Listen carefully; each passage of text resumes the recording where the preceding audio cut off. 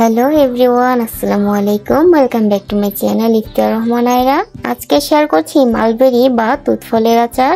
আমরা এটাকে তুতফলি বলি। আমাদের গাছে মাশাআল্লাহ এবার অনেক তুতফল ধরেছে। এই তুতফলের আচার আমার ভীষণ পছন্দের, খেতেও ভীষণ মজার। এর জন্য আমি পাকা পাকা তুতফলগুলো তুলে নিয়েছি।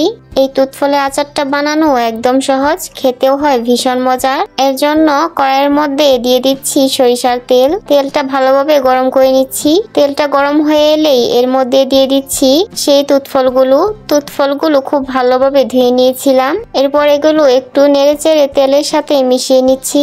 এরপর দিয়ে দিচ্ছি পরিমাণ মতো লবণ, দিয়ে দিলাম আমার প্রয়োজন অনুযায়ী চিনি। যতটুকু মিষ্টি পছন্দ ততটুকু পরিমাণে চিনি দিলেই হবে। এরপর ভালোভাবে নেড়েচেড়ে চিনিগুলো মিক্স করে নিচ্ছি। এরপর এটা বেশ কিছুক্ষণ রান্না করে নিয়েছি। এখানে কোনো পানি ব্যবহার করা যাবে না, এই ফল থেকে অনেক পরিমাণের পানি বেরিয়ে আসে।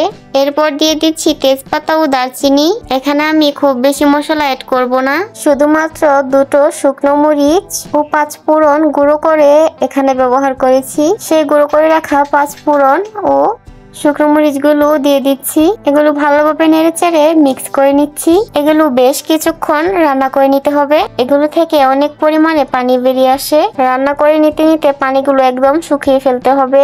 দেখতেই পাচ্ছেন আমার আচারটা এখনই দেখতে কতটা সুন্দর হয়েছে। আমার আচারটা এখন একদম রান্না হয়ে গেছে। এখন আমি এগুলো নামিয়ে নিচ্ছি। এই আচারটা দেখতে যেরকম সুন্দর, খেতেও হয় ভীষণ মজার, অনেক টেস্টি। প্রত্যেক মালবেরি সিজনে আমি এই আচারটা বানিয়ে থাকি, সেটা আপনাদের সাথে শেয়ার করলাম। আমার ভিডিওগুলো যদি ভালো লেগে থাকে অবশ্যই আমার চ্যানেলটি সাবস্ক্রাইব করবেন, লাইক কমেন্ট ও শেয়ার করবেন। দেখা হবে পরবর্তী আবারও অন্য কোনো ভিডিও নিয়ে। আল্লাহ হাফেজ।